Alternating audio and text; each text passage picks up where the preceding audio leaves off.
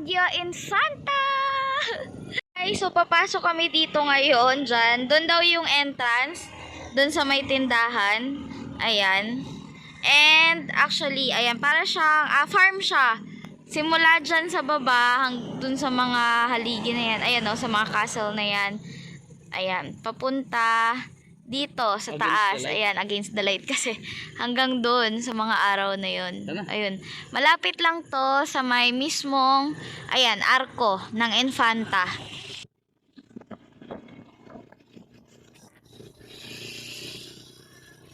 Yan lang, ito lang. KM90 Little Baguio Botanical Garden. Parking. Tayo ng sticker natin, guys.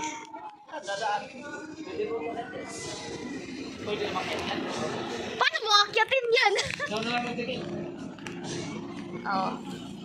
Bigyan mo siya ng ano mamaya. Oh, bigyan lang kita. Ganyan lang pa? Nausaman ka. Ayan. Mo na lang siya. Videohan na lang natin siya. Didikit niya yung sticker natin. Ganito yung sticker namin, guys. Ayan siya, oh. Wait lang, ayaw niyang... Paano ba to? Ayaw niyang mag-focus. Ayan. Sticker natin. Ayun, nakadikit na. Yun. Thank you. Ayan siya, guys, oh.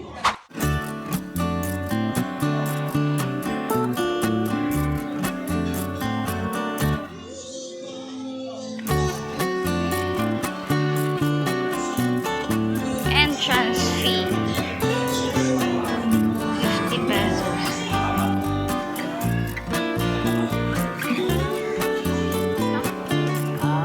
Stop.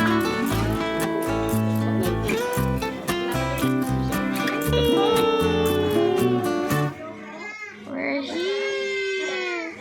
So, nandito na tayo sa loob, guys, ng kilometer 90 Little Baguio dito sa Infanta, Quezon. Ayan, iikutin natin to, guys, kaya samahan nyo kami.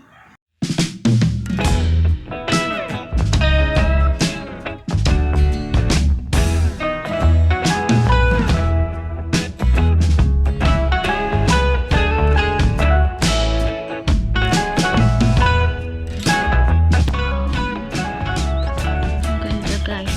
Ito ay malapit lang sa CR. Tapos, dito, may ganyan din. Tapos, meron pa dun sa taas. And, meron pa din dun isa sa taas.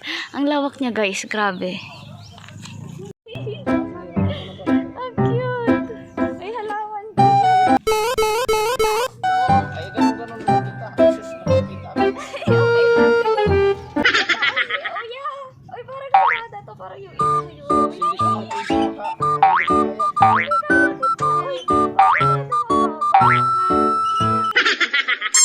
Oi, go.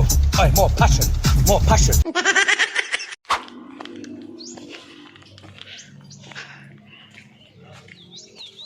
Ito yung papunta dun sa mga kubo, guys. Ayan o. May mga mag-overnight na ata. Tapos, ito naman yung paakyat. Dito kay Mickey Mouse. Ang cute.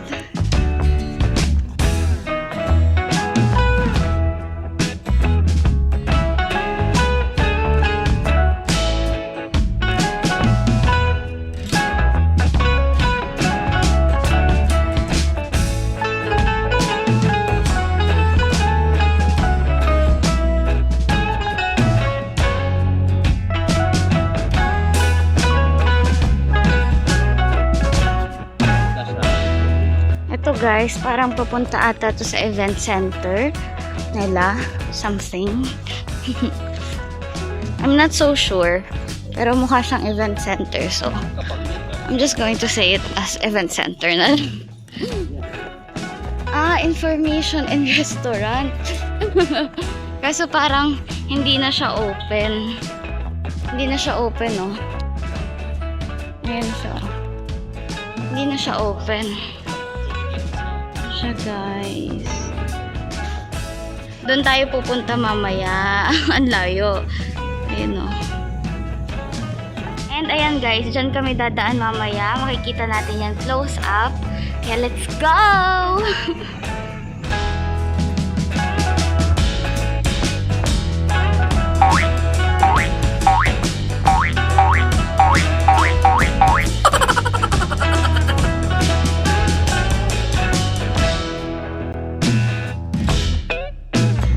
Guys, before tayo magpatuloy sa video, alam niyo ba kung bakit Kilometer 90 ang pangalan ng Eco Farm and Restaurant na to dito sa Infanta Quezon?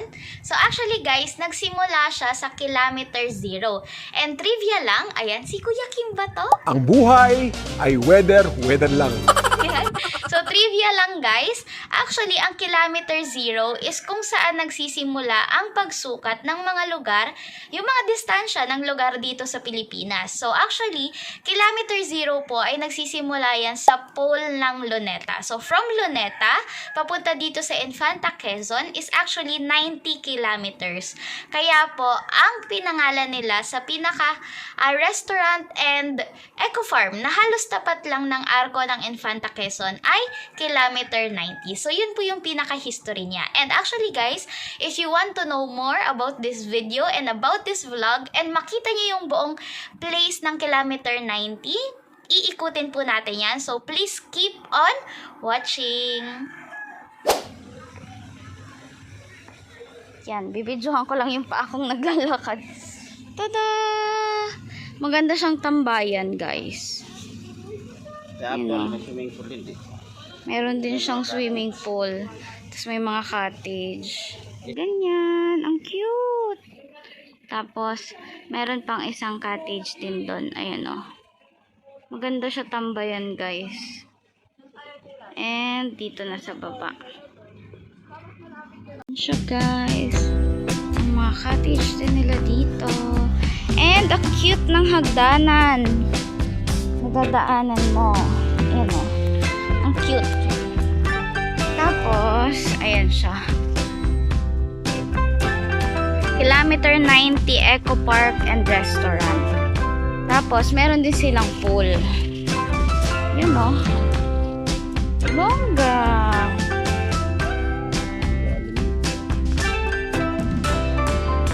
Yung, sa taas. Yung mga rooms nila here. Wow. Gaganda. Pwede ba mag-overnight? Hindi ko pa sure.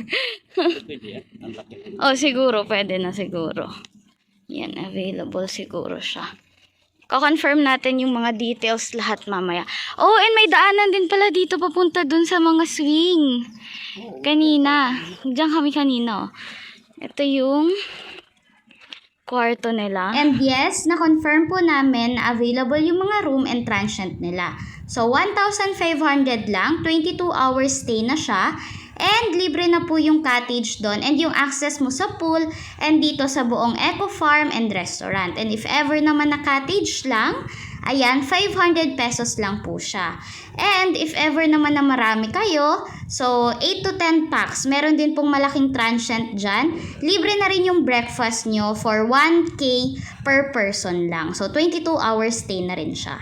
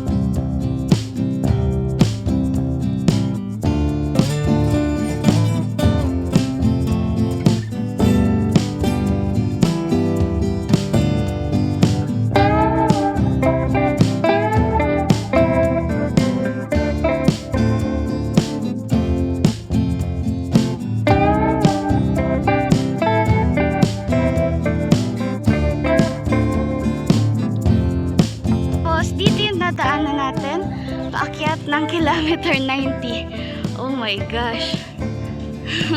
Kasi peak na yun guys eh.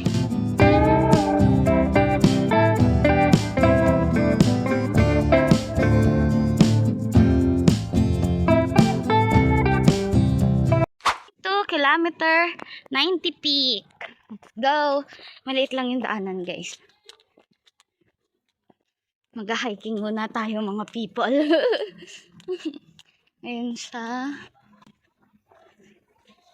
Saan kaya yung... Ito rin ba yung daanan papunta dun sa mga kastilyo? Oo. Castle and all? Sure ka?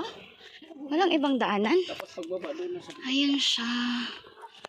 Okay. Medyo matataas yung Eco Park. daan. Wow. Wow. Wow. Oh my gosh. Pahun lang video lahat. Kasi sobrang haba na. Sige lang, carry lang. Cut na lang, no? Pabilisan na lang. Ano ko? Oo.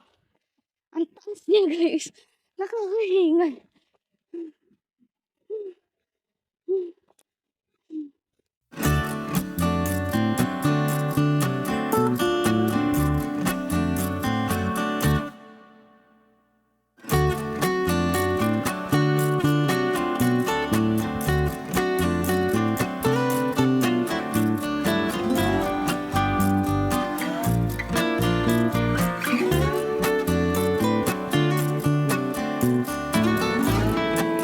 Guys, hingal na ako.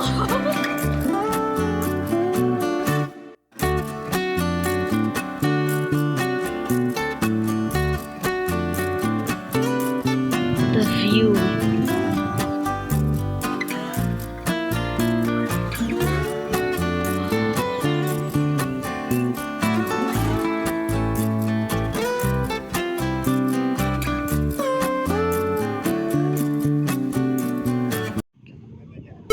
Uy, hindi tumabak sa ano.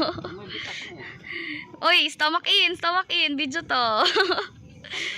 Bili, ano muna, harap. Stomach in. Eh, hi ka. Hi vlog. So, nandito tayo ngayon sa Little Baguio. So, ito yung pinakatuktok ng Little Baguio. So, kung makikita natin, nandoon lang yung highway. Yung dating dinadaanan nga, pinapipicturan nga, tinatawag nga Little Baguio nga, yun may signboard, yun, nasa baba. So, yun ang arko, nandyan yung arko ng Infanta Quezon. Oh, nakaharap ng Infanta Quezon. So umakyat kami dito sa taas dati nung pagdaan namin dito. Hindi namin to alam. So nakita namin ngayon, may bata nakapagsabi. Inakyat namin, ang ganda talaga dito sa taas. Hangin, lamig ng hangin at saka siyempre overlooking. Kita mo yung talikuran. Kung iikot tayo, yun oh. Kita mo yung banda roon hanggang dito na sa likod.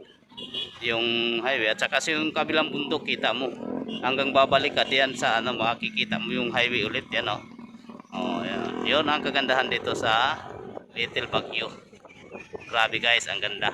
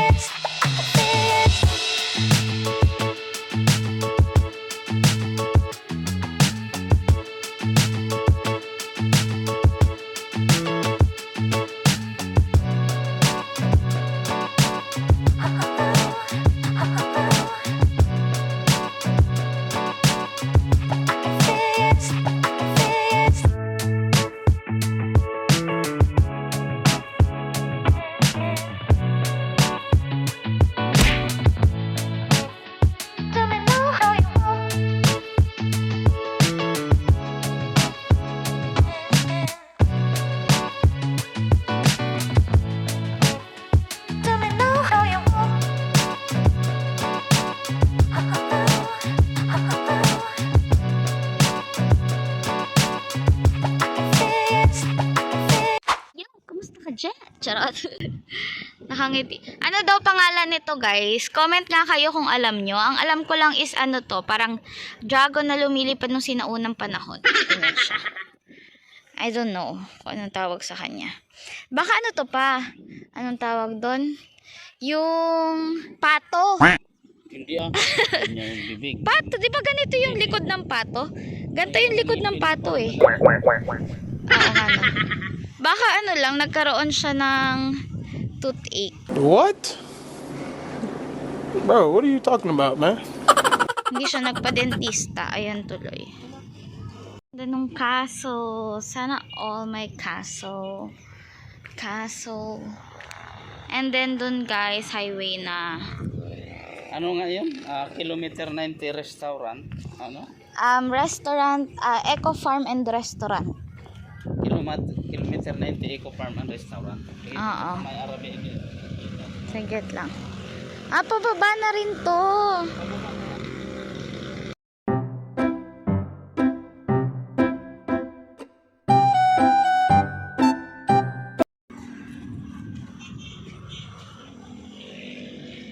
Doon yung kilometer 90 guys.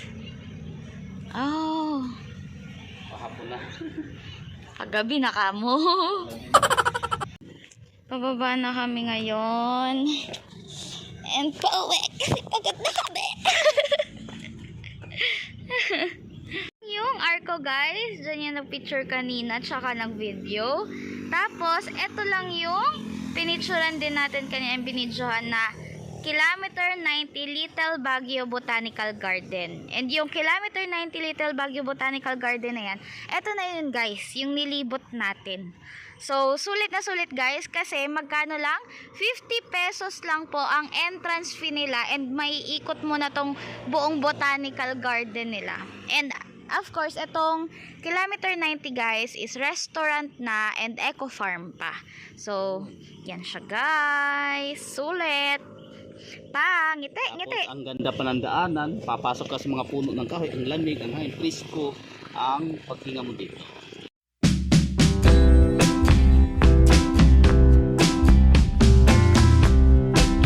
Nagulat naman kami na pagtingin namin kanina. Ayan o. Si Panda, ganyan. Tapos pagtingin namin sa mukha niya. Grabe naman. Gulat naman yung pagkagawa niya sa kanya. Mayroon naka dito, May na- kamapalaga nakikita. May nakikita siguro siya dito sa tulay. Ayan.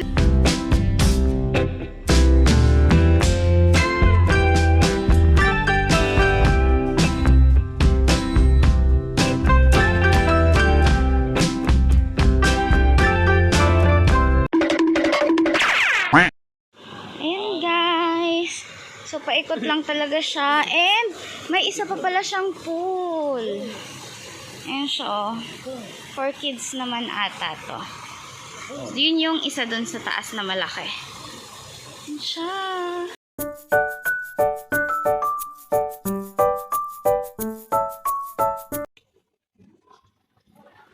Dun na yung paakyat. Yung entrance, yung heart. Kiddie pool. Tapos isa pang pool. Kiddie pool. Kiddie pool. And Water pa rin. yan siya. Wow. Yung restaurant nila. And ayan.